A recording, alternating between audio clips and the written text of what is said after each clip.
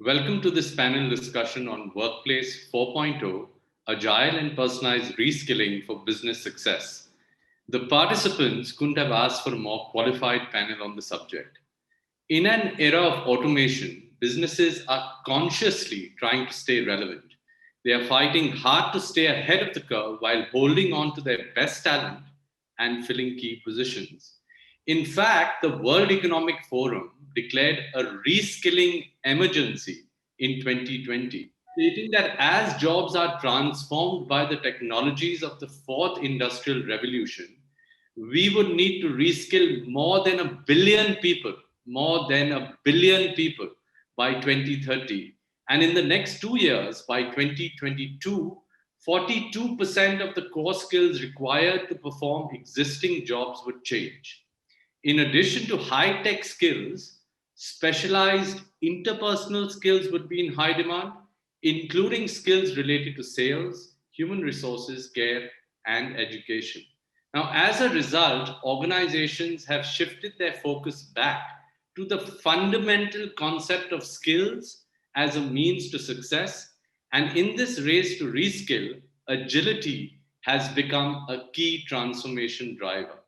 Therefore, countries and organizations alike must invest time and money to reskill their workforce so they can quickly adapt and adjust to the new order of work.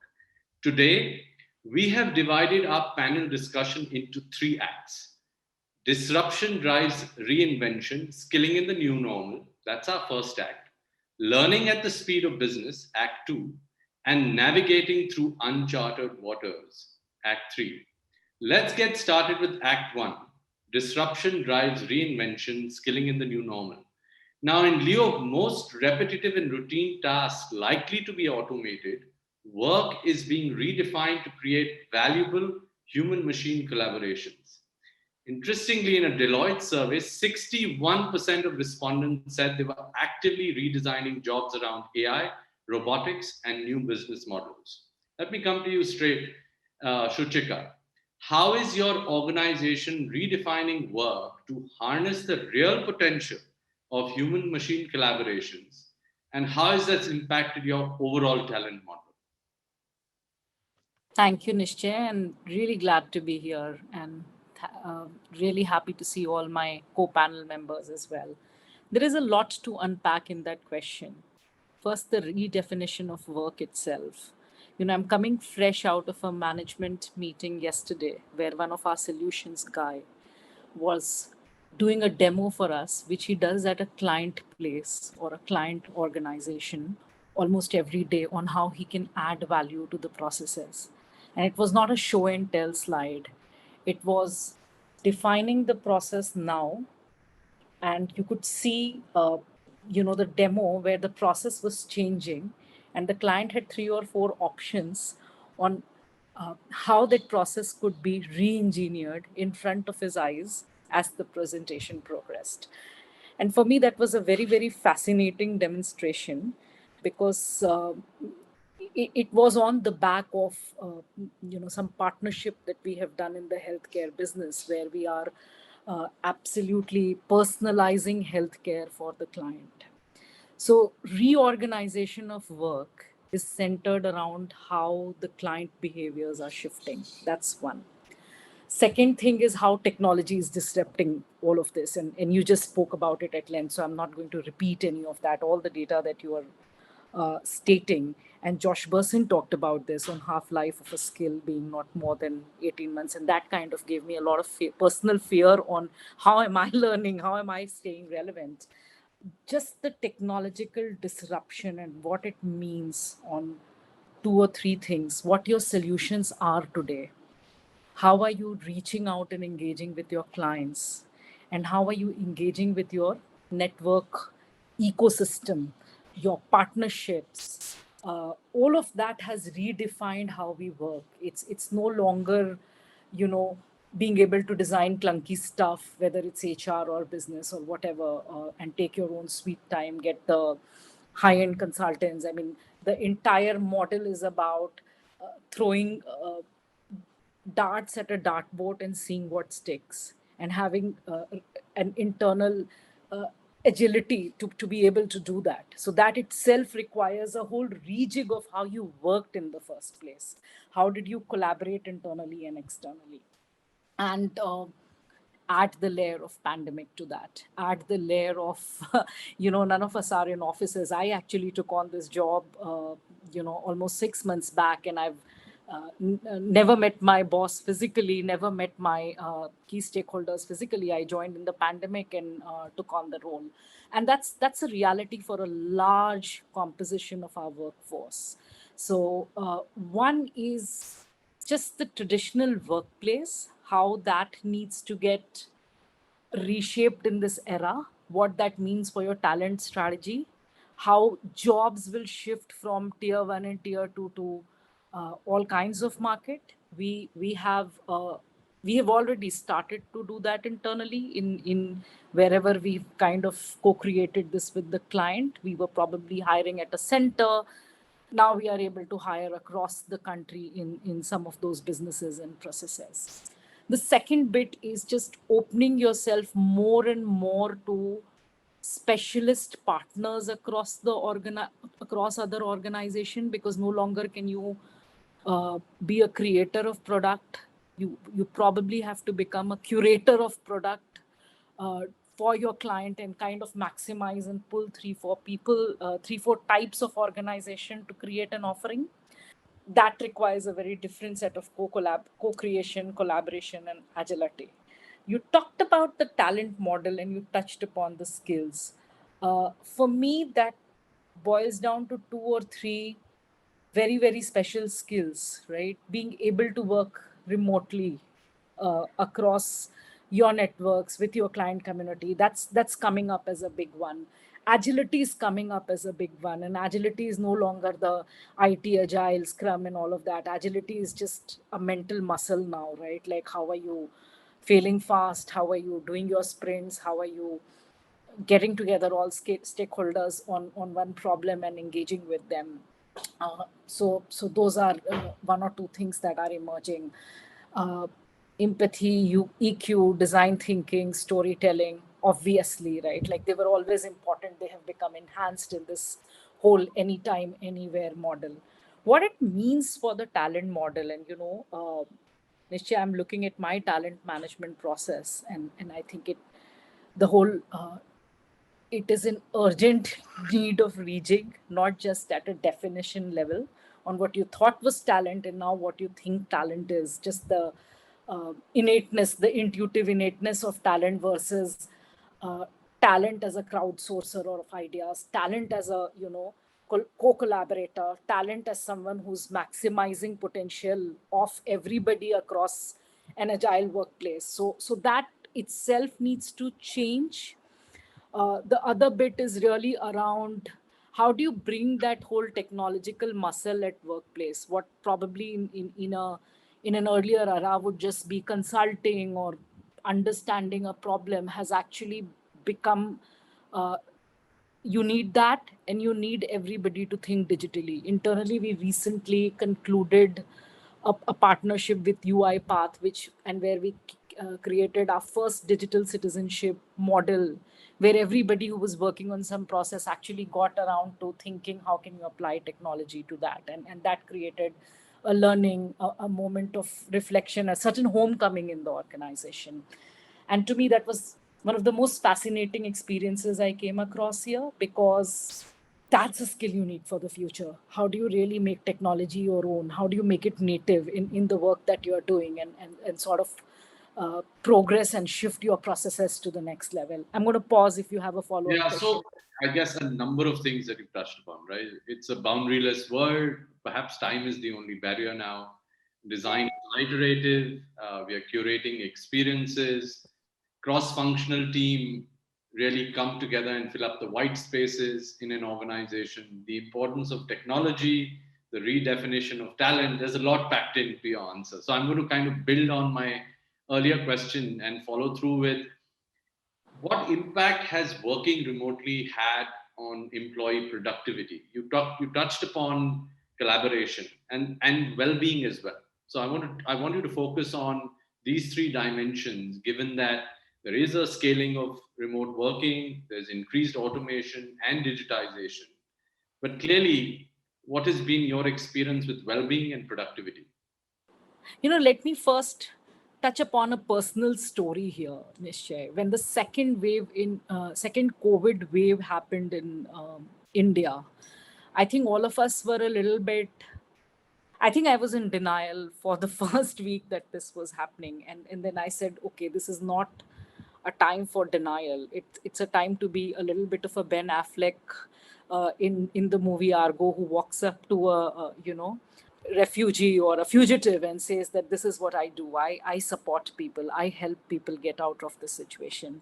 So that is the mode that I saw across not just my organization, but across the whole space in creating, bringing something for employees. If you go back to the Dave Ulrich 4 model, strategic partner, admin expert, change agent, and employee champion, I think for the first time, a lot of HR leaders and organization leaders were very okay with that persona and identity of being an employee champion, because that was sort of the need of the hour. And I thought that shifted the conversation and pushed the conversation on well-being in a very, very strong way. And I think it's here to stay. Whether you see spends across your benefits, whether you see spends and investment across the listening process that we have institutionalized across the organization. And for FirstSource, we've done this across UK, US, and Asia on various things. Did you see a fatigue setting into the organization? Working remotely. Did you see an impact on collaboration? Did you see well-being? While HR may have championed the cause, and I'm not taking away any of the good work done in that area, but there were significant issues cited by a number of employees across the world in this regard. So, when the pandemic started last year, I think there was a lot of, that thinking that we will tide over this, and to realize that this is now your new normal. Markets are opening, markets are closing. Has that had a short-term impact on productivity? Yes, but as people, and we were an organization that sort of never worked from home. We were always present in the office across our centers, listening to calls, catering to, our clients, doing their processes.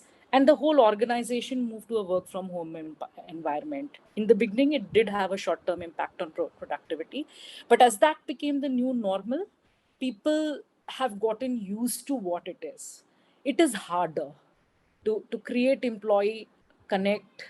And I keep doing these listening sessions I refer to across the organization at manager level. It's harder, and particularly if you are onboarding new employees, it's harder. For older employees, it's easy. So I think never before has there been a more serious conversation on how do you equip the manager to tide over challenges of work from home. So the manager was always a distributor of empathy, culture, and everything across the organization. But that need is so intensely felt at the moment that occupies the most of my time at the workplace. Here's some interesting research that came through from the Deloitte 2021 Global Human Capital Trends Survey.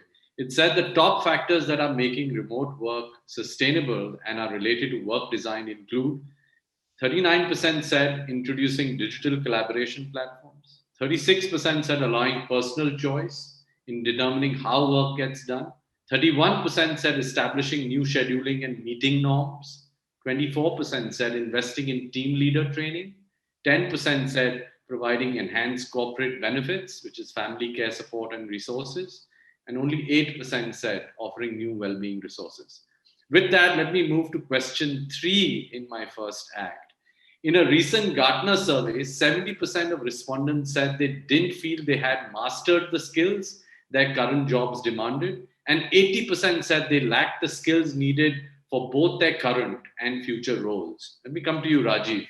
What are the new skills and behaviors that will drive business outcomes in this new world of work? And how are you enabling employees to keep pace with this fast changing skill requirements? Thank you, Nishchay. I'll pick up the first part, which is what are the new skills and behaviors which will drive business outcomes. I feel that in thriving in this new world of work will require accelerating the digital shift, which is already in flight in many financial services companies. This would need both technology related skills and a sense of digital nativity for employees. Moreover, leading such diverse, agile, and networked organizations would require a new set of leadership skills in terms of being inclusive and culturally sensitive, relationship building, managing remote and geographically diverse teams, and most importantly, inculcating and nurturing a deep sense of curiosity and learning agility. On the skill side, I think the digital part is overtaking almost all facets of the organization learning and skilling platforms, whether it is data analytics, robotic process automation and tools, data visualization tools and techniques, blockchain, artificial intelligence, and machine learning. And all of these put together are the focus areas in terms of building the skill sets required to kind of meet appropriately the new business outcomes which are emerging in a very, very fast changing landscape. The second aspect which you asked was that how are you enabling employees to keep pace with the fast changing skill requirements? We have been instilling a learning agility, which would mean that we are offering anytime, any place learning, anytime, any place access to learning resources, whether it is the learning management systems or courses like Coursera and Udemy, which are available to our employees on their mobile phones, so that we can make sure that employees can learn anywhere, anytime, to inculcate the new and much needed learning behavior. What is also interesting is how gamifying the learning products and processes is having a direct impact on the learner experience. And we are also actively recognizing and incentivizing learners who invest in their own development, kind of create a bit of a competition among people in terms of the learning journey. Also for digital skilling, which we spoke about earlier, multi-channel learning paths in terms of instructor-led and self-directed digital learning gives credence to the learner preference, because each one has a very different way they would like to learn. We also need to keep in mind the non-tech workforce and how do we build a digital mindset and tools for them to promote the adoption of digital technologies to create new or modify the existing business processes, culture, customer experience, and meet the changing business and market requirements. So, sorry, just to interject, a number of things that you've touched upon just to ensure that we keep the audience with us in this conversation. A, you're seeing an equal emphasis between leadership skills and the kind of leadership required, as well as digital skills, and you've named a number of areas. I think that's, the jury is out which one's more important. I don't think that's an important question, because really what you need are composite skills involving both. The other aspect is, of course, keeping the learner at the center and offering, the experience that you spoke about, whether it's just in time, just enough, just for me, personalizing it. And you're using technology to ensure that, that information or knowledge or learning is always available to the individual concerned. I also do want to touch upon another aspect in terms of, Gartner mentioned that building connected learners, actually this entire concept of social learning and learning together, boosts different elements of skill preparedness. In fact, by 28 to 39%. And connected learners are 8 times more likely to be high performers. So any focus on social learning while you've looked at different multi-modes of learning? What about the aspect of learning together? We are trying to do that in the virtual world, and by creating the classroom experience virtually.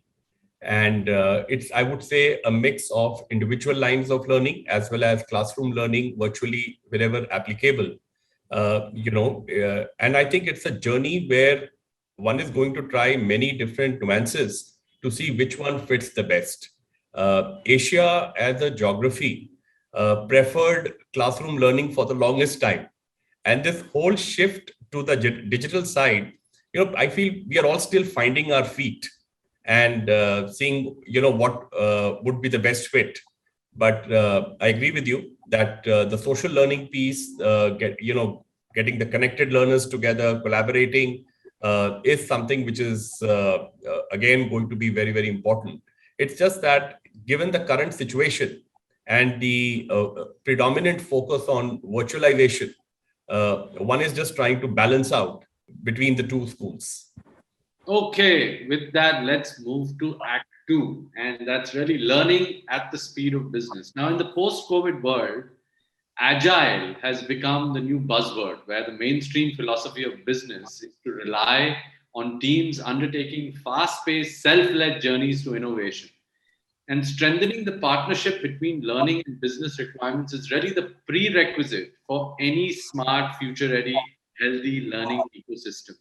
In fact, EDCAS did some very interesting research in the Learning Health Index study, where we were looking at how strongly connected is the learning strategy to business planning.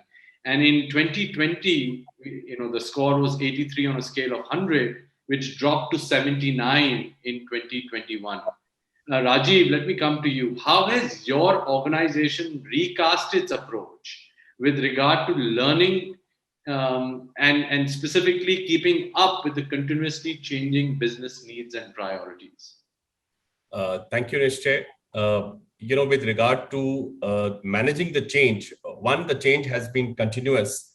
And second is that on the dynamic volatility, both in terms of the business requirement and the learning, the need to find a balance has been an ongoing piece. One of the areas where my organization, Sun Life, has worked is on creating a dynamic learning plan, which is aligned to the business unit plans.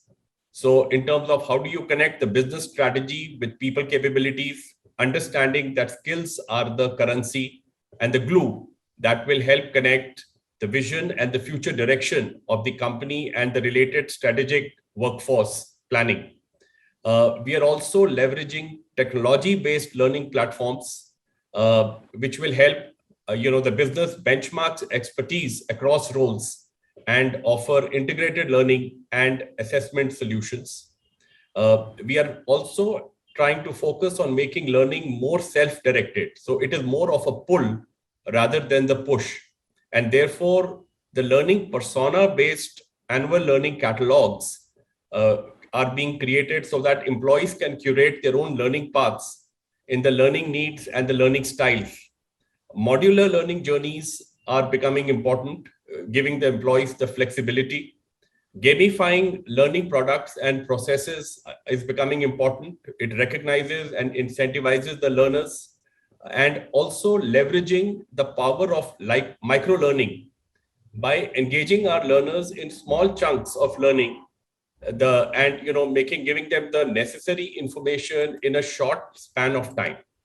So speed is really capital, but equally important is direction, because I guess strategy begins with direction and then you accelerate through execution and fulfill those priorities.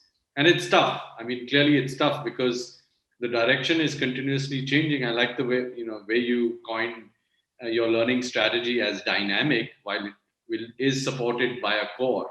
There is a core which supports the dynamism within your organization. Clearly, I guess technology again helps with being adaptive, intuitive, predictive, and you're leveraging that technology as we heard from you. And agility, looking at agility through the lens of a learning and development professional or practitioner, you really look at compressing the time and distance between when the need is established to how it is fulfilled. Correct? How quickly you can predict the need, how quickly you can act upon it, disseminate that knowledge, ensure people apply that knowledge, and then impact the outcome. And Gartner reports that only 28% of employees are actually currently satisfied with the learning and development technology solutions in their organizations.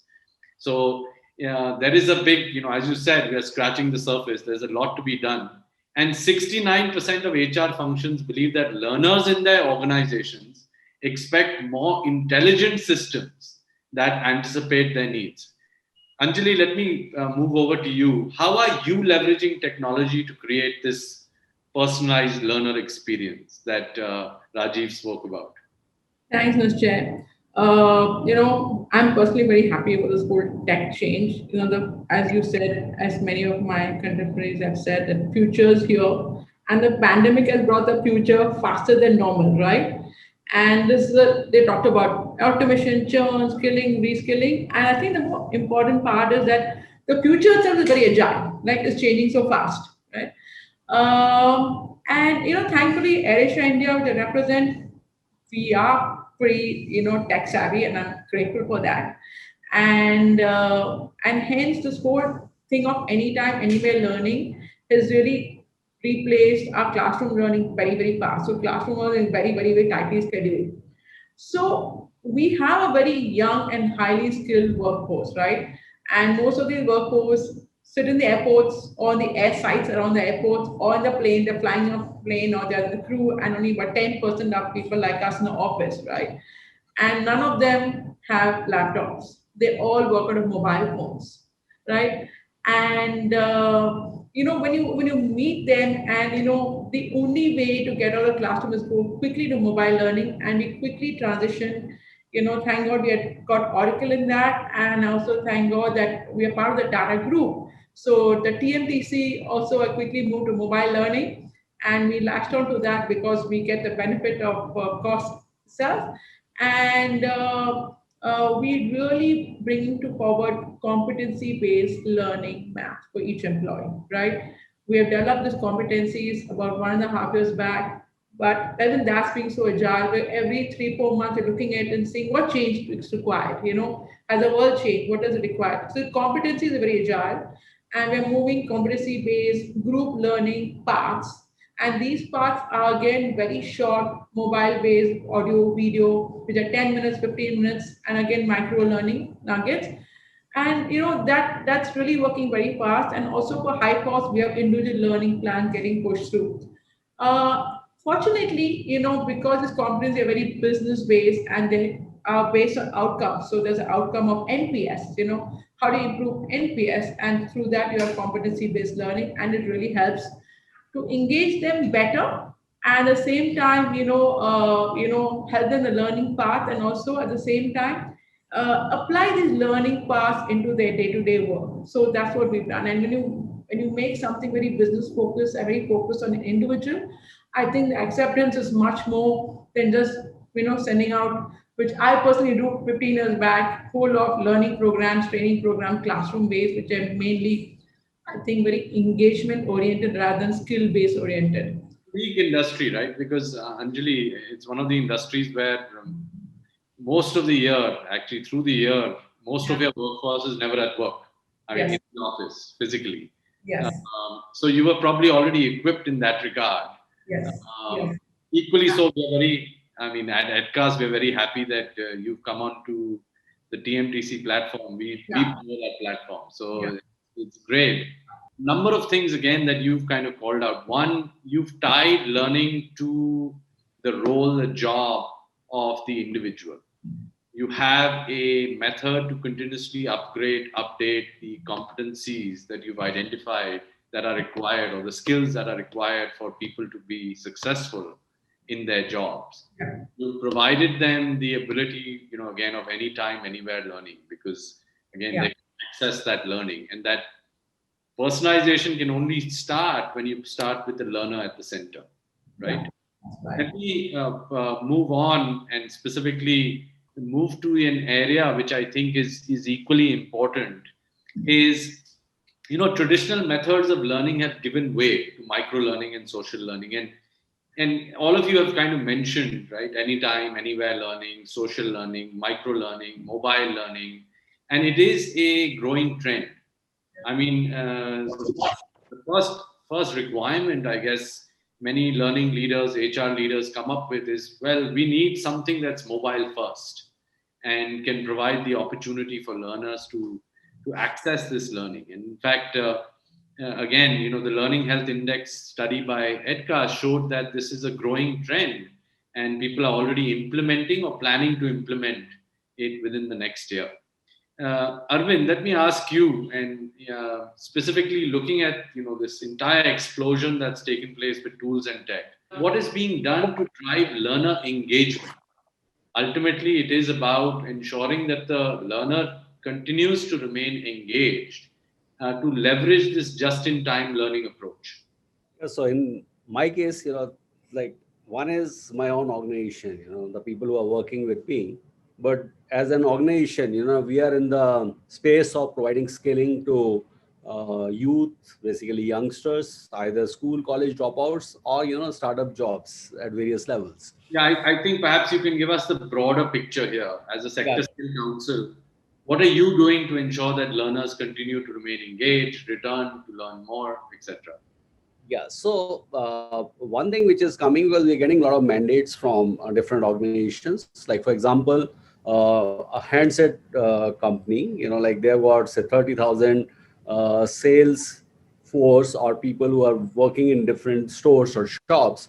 They have to learn very quickly the new models what come, new techniques what they come up with. So what we do, we basically provide them all this through digital videos, which is like we give them all simultaneously, and also like has got a complete tracking whether they've seen the video, how much time they spent on seeing the video. Then there are question answers, and based on that, we even also give score and assessment to the employers, like all these 30,000 employees, whether they've done it or not. Like for example, telecom tower companies, they've got 6 lakh towers, and like towers are all in remote areas. So in all those areas, ultimately there is a need that all those operators, workers, they should know what is the latest requirement. Like if we are going for 5G now, what will be the new changes? And rather for us, it has been a blessing.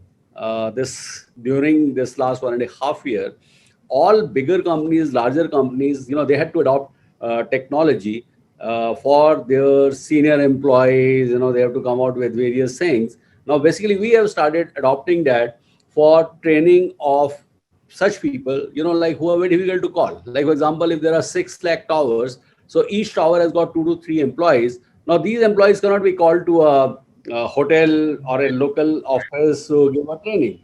So here, we are using all those tools which are actually designed for mid management and top management level.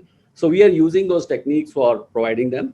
And as far as the engagement part is concerned, I think what we do, we give them small tasks. We like give them small modules to learn, and we find what are the weakness areas, and on those areas we try to really keep them engaged. So ultimately, my target is almost like 4 million employees which are there in the telecom sector. Now, out of that, how many employees, we are able to rescale, upscale, retrain, or even when they are joining the organization, they have to be given basic training. All that we try to provide through a digital platform now. And more and pandemic has really been a catalyst, right? Yeah, that's and therefore you call it an opportunity equally. the way demonetization, what it did to Paytm, same thing is happening. This is like helping us in a big way. Online is catching up, and especially for like far-flung places, remote areas where providing education or training or skilling was challenged. Today it has become so easy, and that actually all the new workers come from tier 3, tier 4 towns. And earlier, they were facing the challenge. They were not able to get the best training or best education or best skilling. Today, they can be at the par with the rest of the people. And that's how it actually, is happening.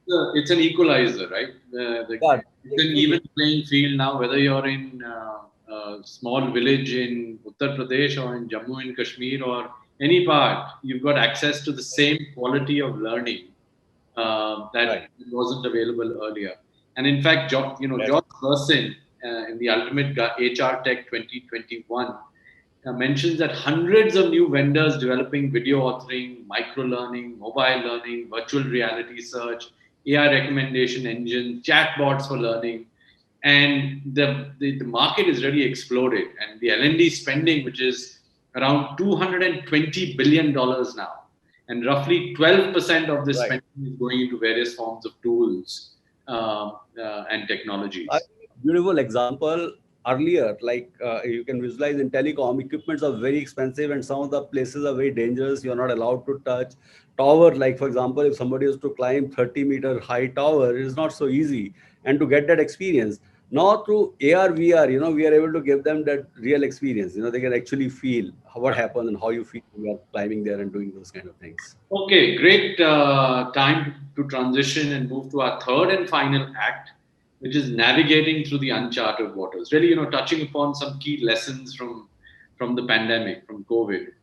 Now, every company has 5 sources of information. Your company's learning tools, which capture all data relating to your employees' learning activities, recruiting tools, third-party libraries, content providers, and internal capability or competency models.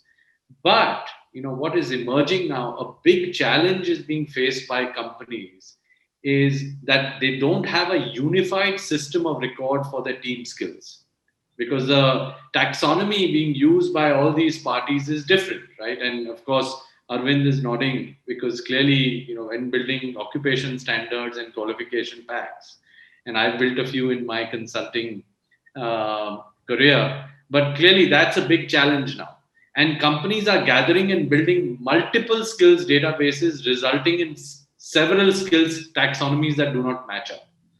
The post-COVID market, however, requires a standardized approach and a common language for identifying and recognizing competencies. Anjali, what are you doing to build a competency-based learning ecosystem which is driven by an agile credentialing system? How are you kind of solving for this problem? So, we definitely had this problem, right? Because we had, different, we had different set of records. So we had HR learning records, and, the business would do their learning because, pilot training and ground training. So one of the things we started doing, and we're still seeing some success over here is really integration, right? So for example, our agile work and learn model is flexible, but it's also a little larger because it just doesn't include HR training, it's business training, and because it's based on a competency, which is a standard competency, which is agreed and aligned by all business holders, right? We are trying to get one system and a very integrated system.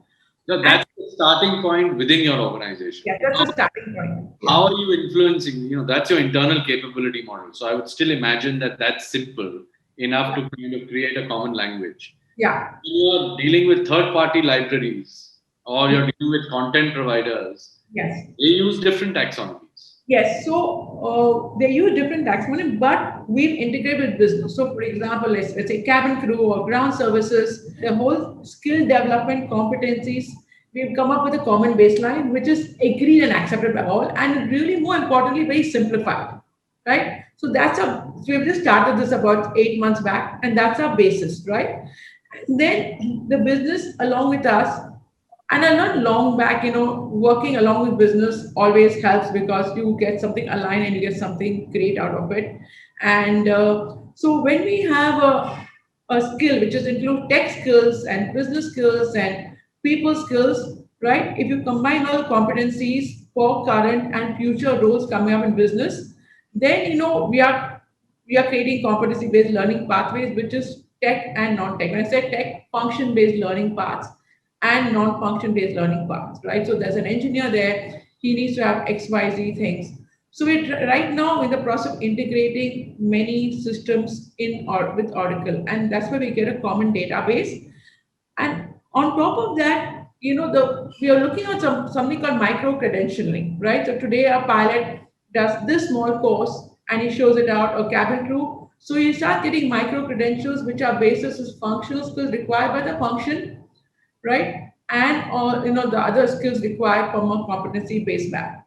So that gives me a good cue because I know we are short of time. Number one, recognizing this problem, actually at EDCAS, we build a unified skill architecture to normalize skills and develop capabilities built on skills at individual, team, and organization levels. But touching upon the micro credentials aspect that you spoke of, Now, micro credentials provide the opportunity to gain skills that are needed for a job, where formal degrees are no longer a prerequisite for employment. Right. And some of the largest tech giants prefer skill-based credentials as opposed to traditional college degrees. Yeah. Let me come back to you. So, what's your experience with the skill-based credentialing, specifically as opposed to traditional college education? Do you see that as a growing trend in the telecom sector? ICT, I'll say, as a overall, like whatsoever colleges or academia try to do, I think the pace of change is so fast that, by the time a student comes out, like there is a gap in his learning and what is really required in the marketplace. Be it telecom, be it even IT, same kind of thing you find. So what is happening is there is a very big demand of going for certification courses. So people are doing a lot of certification courses depending upon what area they want to work and which area they are going to go for it. So one is, like even at senior position, that means even for engineers and MBAs or premium institutes, skilling or basically learning latest technology or techniques is becoming very important. But as far as working class is concerned, or the people at startup levels are concerned, I think it is essential. Rather, I'll say that if there is a choice between a degree and skill, I think I'll prefer skill more than the degree. Okay. Because, like, Super. And that's exactly, actually, according to Forbes India 2021, Gen Z Indians, 18 to 24 years, want employers. They want the employers to make skill-based hires, as work experience is hard to come by during the pandemic. So equally so, I think it's for a larger social cause, if nothing else, and equally serves the business needs. With that, I would like to thank all my panelists for a fantastic conversation, power-packed, a lot of insights, really pearls of wisdom that came through here. To the audience, keep learning, stay healthy, stay safe.